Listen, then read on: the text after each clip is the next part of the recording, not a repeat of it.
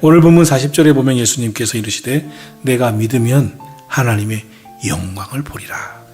이렇게 말씀하셨습니다. 예수님은 믿음을 가지면, 주님 말씀 믿으면 하나님의 영광을 보게 될 것이라고 말씀하셨습니다. 그러면 믿으면 보게 될 하나님의 영광이 뜻하는 것은 무엇일까요? 하나님께서 행하심으로 나타나게 되는 모든 일들에 대한 말씀입니다. 하나님의 영광이 임한 자는 병든 자가 치유되었고, 홀로 외로워하는 자가 영혼의 소망을 얻었고, 하나님이 행하시는 모든 일들 속에서 기도 응답을 받았고, 하나님의 임재를 경험했습니다. 하나님의 영광이 임하자 바울이 변했습니다. 사울이 바울 되었습니다. 시몬이 베드로가 되었습니다. 사납고 폭력적인 사람도 오래 참고 용서하며 인내하는 사람으로 변했습니다. 하나님의 영광이 임하면 우리의 영혼이 힘을 얻습니다. 어둠이 물러갑니다. 회복의 역사가 일어나는 줄로 믿습니다.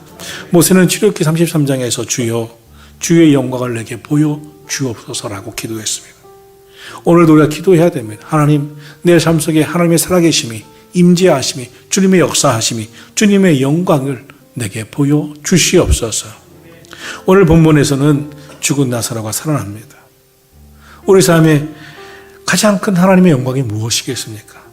죽을 수밖에 없는 영혼이 예수님을 믿음으로 예수의 생명이 임하여 거듭나는 역사, 다시 태어나는 역사, 영생하는 역사처럼 큰 하나님의 영광이 어디 있겠습니까?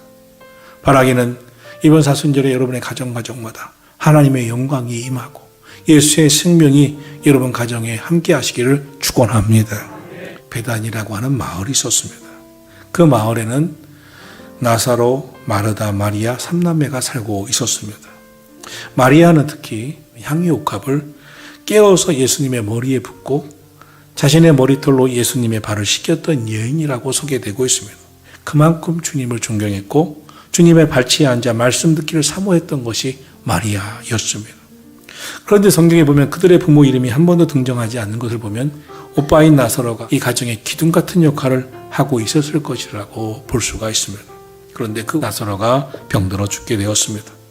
그러니 이 두 자매가 얼마나 걱정입니까? 급하게 예수님에게 사람을 보내어 빨리 우리 집에 좀 오시라고, 나사로 좀 고쳐주시라고 부탁을 하게 됩니다. 요한복음 11장 3절에 보면 주여 보시옵소서 사랑하시는 자가 병들었나이다. 36절에 보면 예수님이 얼마나 이 가정을 사랑했는지 유대인들도 다 알고 있었다고 말씀하고 있습니다. 이 가정은 믿음 생활 잘하던 가정이었습니다. 예수님이 사랑하시는 가정이었습니다. 그런데 병이 들었습니다. 믿음 생활 잘하는 사람도 인생의 고난을 만나게 됩니다. 예수님이 사랑하시는 자도 병이 들어 죽을 수도 있는 위험에 처하기도 합니다. 예수님을 사랑하는 자가 고난을 당하고 핍박을 당할 때 그것은 그 가정에 문제가 있어 믿음이 없어서가 아닙니다. 우리 인생은 누구든지 고난을 당할 수 있고 어려움을 당할 수 있습니다. 하나님께 저주받는 것인가? 아닙니다. 인생의 문제는 누구에게나 있습니다. 주님은 인생의 문제를 겪고도 그 가운데서 천국 소망 갖고 감사하고 기쁘고 행복하게 모든 어려움과 고난을 이겨내며 살기를 원하시는 줄로 믿습니다. 인생의 불행이 문제가 아니라 불행하다고 생각하는 마음이 문제입니다. 인생의 문제가 아니라 문제를 만날 때 괴로워하면서 견뎌내지 못하고 원망하는 삶이 문제인 것입니다. 그러나 우리 주님은 우리 마음에 믿음을 주십니다. 인생에 문제가 있어도 넉넉히 이길 힘을 주시는 줄로 믿습니다. 고난을 감당할 수 있는 힘을 주시고 이 어려움을 이겨낼 지혜를 주시고 더 나아가 극복하게 하시고 마침내 역전의 승리로 축복하시는 하나님이심을 믿으시기를 예수님의 이름으로 축원합니다. 예수님이 이 베다니 마을에 오시자 마르다가 이렇게 말합니다. 21절입니다. 예수께 여짜오되 주께서 여기 계셨더라면 내 오라버니는 죽지 아니하였겠나이다. 주님이 너무 늦게 오셨습니다. 32절에도 보면 마리아가 예수님을 뵈면서 제일 먼저 한 말도 그렇습니다. 주께서 여기 계셨더라면 내 오라버니가 죽지 아니하셨겠나이다. 너무나 지체하고 느긋하게 이제야 오신 예수님에 대한 서운한 마음이 조금 있었습니다. 그러나 마르다와 마리아는 오늘 본문을 자세히 읽어보면 서운한 감정은 분명히 있지만 예수님에 대한 원망과 불평은 없었습니다. 우리가 신앙생활 하다 보면 서운한 생각이 들 때가 종종 있습니다. 하나님에 대해서 하나님은 내게 왜 이렇게 고난을 주실까? 교회에 대해서, 교회는 나의 고난과 아픔을 왜 위로해 주지 않는가? 담임 목사에 대해서, 담임 목사님은 왜 나를 붙잡아 주지 않는가? 남편에 대해서, 아내에 대해서, 부모에 대해서 서운한 감정이 들 때가 있습니다. 하지만 그 서운한 마음이 들 때 불평과 원망과 미움이 되지 아니하도록 여러분 마음을 다스리셔야 할 것입니다. 그것이 우리 안에서 불평과 원망과 미움으로 자리 잡기 시작하면 사탄이, 악한 영이, 어둠의 영이 역사하기 시작합니다. 그러므로 서운한 감정은 서운한 감정으로 끝내야 됩니다.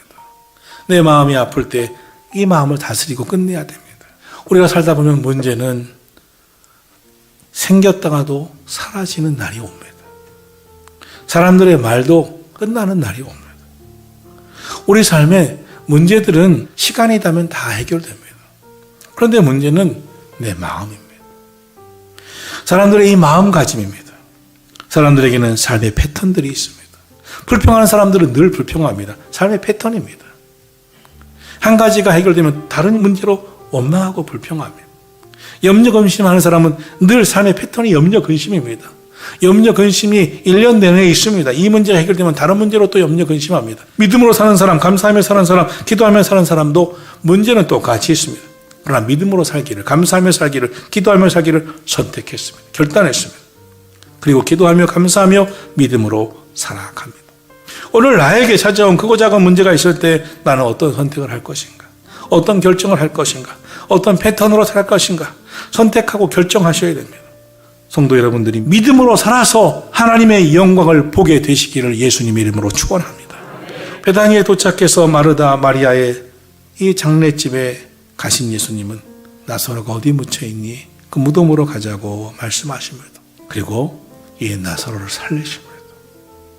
그때 예수님이 하신 말씀을 찾아보기를 원합니다. 첫 번째 말씀은 39절에 예수께서 이르시되 돌을 옮겨 놓으라 하시는 것이었습니다.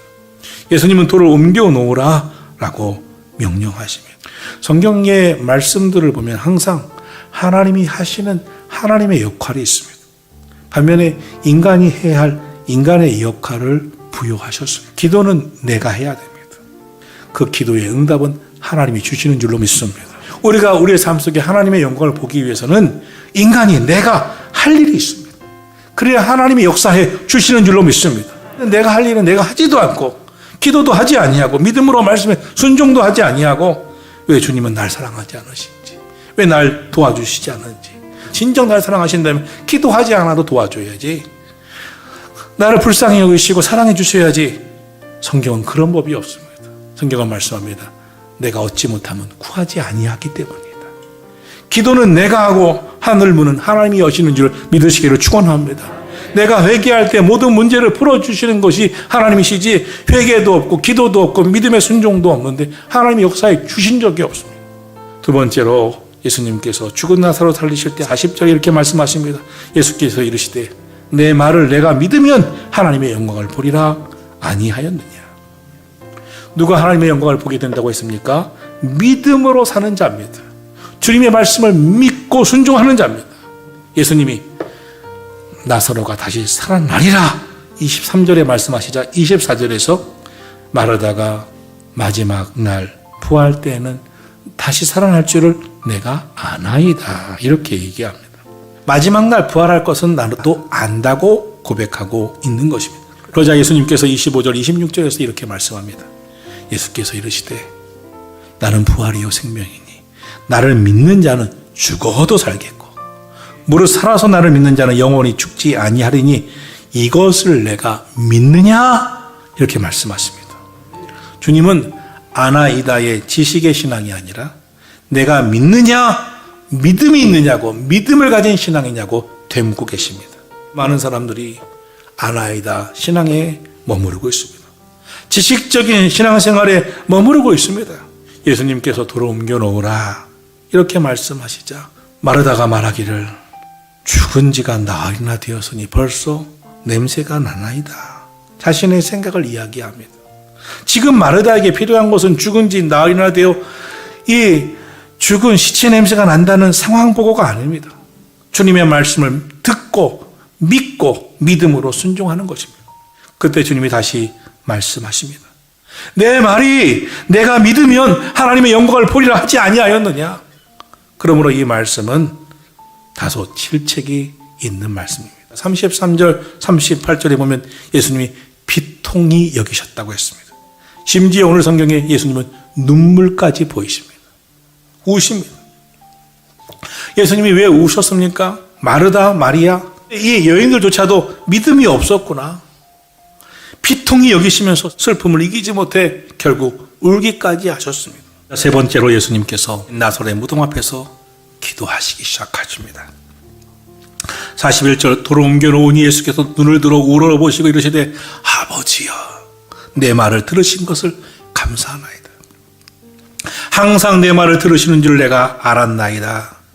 그들이 믿음으로 돌을 옮겨놓자 말씀에 순종하자 주님은 기도하기 시작하십니다. 그리고 나사로를 살리십니다. 주님은 우리가 말씀에 순종하고 주님 의지하고 나갈 때 책임져 주심을 믿으시기를 축원합니다. 누가 하나님의 영광, 하나님의 역사를 봅니까? 믿는 자입니다. 말씀에 순종하는 자입니다. 기도하는 자입니다. 저와 여러분이 하나님의 영광을 보는 자가 되어서 보여주는 자가 되시기를 예수님의 이름으로 축원합니다.